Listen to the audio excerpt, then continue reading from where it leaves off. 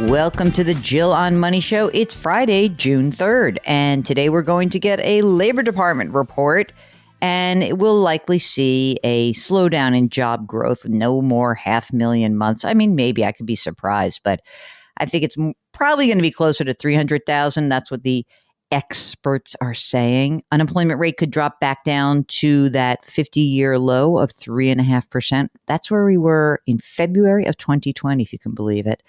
And we're going to see what the wage part is. I think those wages are always very interesting. Wage growth is rising, not as fast, of course, as the inflation rate, but tons of data suggesting that, if you just stay at your job, you're not going to get as big a raise. That's okay. Maybe for many of you, you think it's better just to get different benefits. Maybe you'd rather work from home for a couple of days rather than start a new job and just go for the dollars. Whatever it is that you think you want from your job, just negotiate for it. Anyway, let's see. What should we do, Mark? Should we do some emails? How about that? This one's from Anne. Anne writes, I'm 55 and I want to retire in a few years. I don't really like my job. What I really should say is I have a hard time not letting my work take too much of my emotional energy and attention. You know what? I get that. It's very difficult. Okay. Because, sometimes you take it home and that's a drag and it impacts your family. So Anne works for local government. Partner is 45. Anne makes 110 grand. Partner makes 95 grand. They have $1.1 million in retirement accounts. That's a mix of IRAs, 403B, 401k, and 457. So $1.1 million, 70,000 in Roth IRAs, 40 grand in brokerage, 30,000 in an emergency fund. Okay. Now, Mark, pension at 65. So it would be $20,000. No cost of living adjustment. Teacher pension. So one pension, two pensions. The teacher pension, $6,500 a year. So now I'm getting, let's see, 26, about 27, 28,000. Partner would retire at 58, may be able to get disability due to a genetic issue. That's interesting. After Anne retires at age 58, the plan is to live on the partner's income, use the partner's health benefits, and up to the partner turning 58. Then Anne would look for a part-time job making 20 or 25 grand until partner retires, and that would make Anne 68, the partner would be 58. Anne would take Social Security at 70, $2,900 a month. Expenses are $90,000 to $95,000 a year. They own their home, $600,000 is what it's worth, $110,000 left on the mortgage. So, Mark, what do you think about this? This is someone who just sounds fried. There does seem to be a real game plan. There's the pension, two pensions, future Social Security. Anne's willing to work.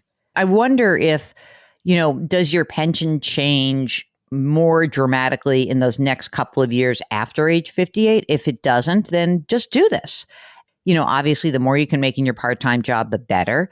If your partner's on board with this, then I think I'm on board with it. My general sense of many of these questions about like early retirement is, the longer you work, the better. We know that. And the other part of it is, though, that if you're willing to actually work part-time during your retirement, then many of the questions are answered almost immediately. So, hey, you know what? I'm game. Do it, Anne. Go for it. I hate when people are so drained at work. I feel bad. I really do. Because, I know work is work. So it's not like it's all, flowers and sunshine and unicorns and rainbows.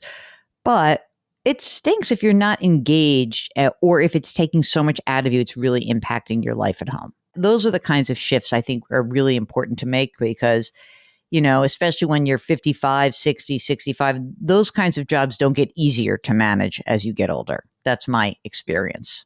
Jan writes, I learned enough to decide to get my money out of Edward Jones and into Fidelity. Okay.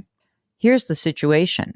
Jan had more than 10 positions in both IRA and smaller Roth IRA accounts. the majority were front-loaded American funds. American Funds is a mutual fund company, gang. Will these funds cost me less in fees at Fidelity? Should I dump them altogether? Don't dump them. Do not dump them, because American funds are very good funds once you've paid that fee. So here's what happened. A front-loaded fee is a commission up front that you paid the broker at Edward Jones. But now that you own these American funds, many American funds are quite good. And frankly, you're usually allowed to switch into other American funds once you've paid that fee. So as long as Fidelity would hold those funds, then I would just keep them. Also, Jan has added a few no-fee index funds from Fidelity and a target date fund in anticipation of dumping the American funds just in case. I spoke to a Fidelity advisor who said I should get rid of a bond fund in my Roth and avoid bond funds in general in Roth accounts. Do you agree? No, I don't necessarily agree with that. That's a funny thing to actually say. What do you think, Mark? Well, he's probably thinking like your Roth should be your most aggressive, so put the bonds elsewhere. Yeah, I mean, I'm okay with that, but I'm also like, I would dump a fund that it doesn't belong in there. But if it's a fund that you've owned for a while and you've already paid the fee up front, then maybe you can swap it into another American fund. But anyway, I think the real question Jan is asking is this. It's getting complicated. With all of these positions, I'm wondering if I should just get a fee-only fiduciary advisor or not. I transferred my small brokerage account to Schwab and signed up for the Schwab Intelligent Portfolio since they do tax loss harvesting. And I was overwhelmed with all I didn't know prior to retiring back in December of last year.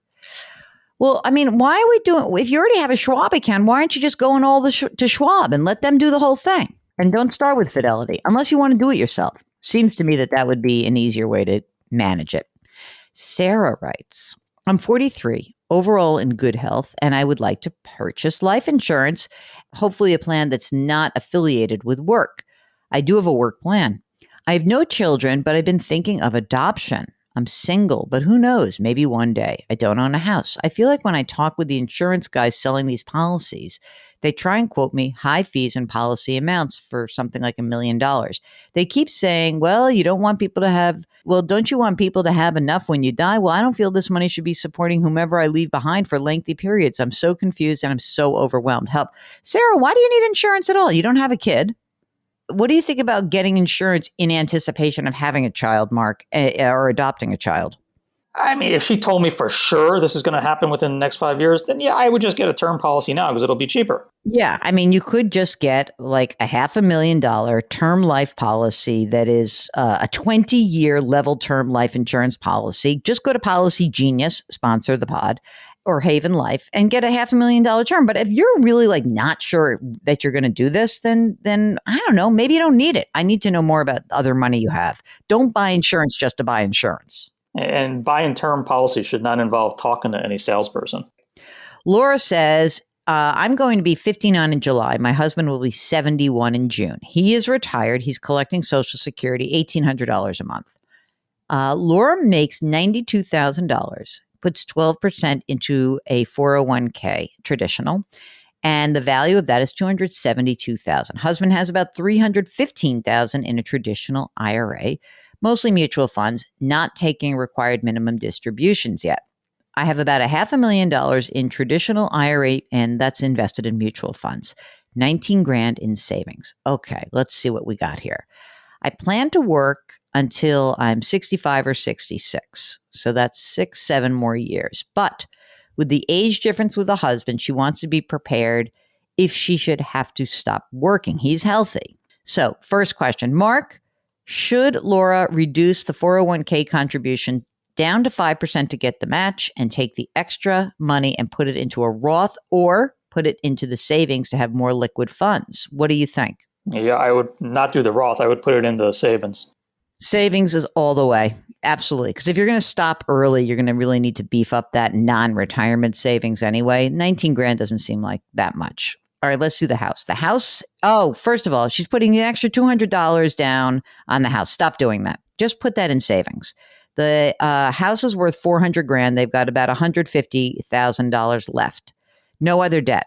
Going to have to trade in the Honda, the 2007 Honda, for a newer model at some point. Will have a pension of $900 when I turn 66. And my Social Security at that age would be $2,600. So 3,500 of her pension. He has 1,800 of Social Security. I mean, things are pretty good. They're not like smooth sailing. I don't know how much you spend, but I think your big questions, should you reduce your 401k contribution down to the match level? Yes.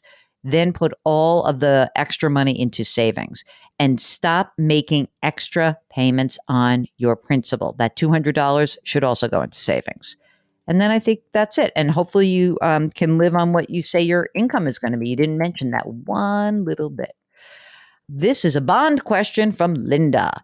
At one point, my bonds became mostly tax-free. Now my advisor is saying this is the time to harvest some losses in quotation marks and move my bonds to the taxable higher yielding type. I'm such a buy and hold person. I feel anxious to do this. You ready for this, Mark? The amount of money? $360,000. She would have a loss of $24,000 to be used over 7 years against capital gains. First of all, it's not a bad number, but remember what Kathy Jones said on our recent interview with her. She does not think it's compelling to buy high yield bonds right now. She's saying that the interest you're receiving on your high yield bonds over what you could get in regular conventional or investment grade bonds is not that much. I'd have to know what else is in the portfolio. I really would. And why do we need to harvest all these losses right now? And what kind of tax situation are you in? I'm very interested in this, but I want to know more about you. I'm leaning no. I'm just going to say that right now. Okay. Okay. Stephen writes, I listen to your radio show on iHeartRadio here in Boston. Oh, that's so nice. All right. Stephen is 60 years old and 10 months and works full time in the Boston area. Been with the company since mid-2017. I have a 401k at the company, has about $25,000 in it. I started a Roth with the 401k and it's worth about $3,000. I contribute 6% to the 401k, 4% to the Roth every pay period. All right, that's great. I'm planned to work until I'm age 70 and a half or later, since I'm in good health and physical shape. Hopefully forever. Already, I love this guy. I have about $10,000 in cash, which I nurture as best I can. I'm a single guy. I rent an apartment. I don't own property. All right, you ready for this? Here is the twist. We'd like to have a twist. I had to serve a 5-year federal prison sentence in the 1990s. I was released in April 1999 and found difficulty securing work that offered any investment or retirement benefits following that time. Just a small job with only a paycheck. This is the first job I've had that offered retirement and financial plans. I had a pension plan that paid out to me in 1990 from the company I worked for throughout the 80s, but I used it to pay my legal defense prior to my conviction. This is something else, huh, Mark? I hear all about the tax bite of a 401k come distribution time, and so conversion to a Roth sounds nice to me. I'm interested in establishing an account outside of my employment in case the company goes bust or my job just dissolves there. Can independent money be added to a Roth account, Jill? Yeah, sure, you can. I hear that I'm allowed up to $26,000 to a retirement account. So here is the deal, Stephen. First of all, good for you getting back on your feet, man. Good for you. You have a 401k and you've got a 401k, which I think what you're saying is you're putting 6% into the 401k and 4%. Mark, do you read this as the Roth 401k? Me too. And you do that from your work. And that's fantastic. So you're putting 10% away is great. What I would do is this. You can put up to, not 26, you can now put up to $27,000 into a 401k once you're over the age of 50. So it's $20,500. And then when you turn 50, you can put an extra $6,500 in as well. So it's $27,000 total. I don't know how much you make, but that's a lot of money to put away. So I don't think you need to worry, even if the company goes bust. Those assets are not part of the balance sheet of the company. Those plans are yours. So you don't have to worry that the company goes bust. If for some reason you lost your job, you could roll over the 401k, you could roll over the Roth 401k, and you could open up an IRA account just in your name. So what I would try to do is, if you're willing to work and keep putting money away, try to beef up your emergency savings. And from there, you just kind of keep plodding along. But I'm very grateful that people like you feel like you can just, kind of hang with us and know that we're going to try to take care of you as well. So thank you, Stephen, for asking a financial question, and good for you getting back on your feet. All right, that's it. That is our show. It's Friday, so we're going to do some beautiful little business. Our music is composed by Joel Goodman, who I understand is heading to France to live for a while. I'm going to hopefully visit. Mark, I might hook you up with him also, see if you can connect with him. Mark is our executive producer, Mark Talercia. We are distributed by Cadence 13. Could you please leave us a rating and review on Apple? Very helpful to us. Thank you so much for listening. Do something nice for someone else today. Grit, growth, grace. We'll talk to you tomorrow.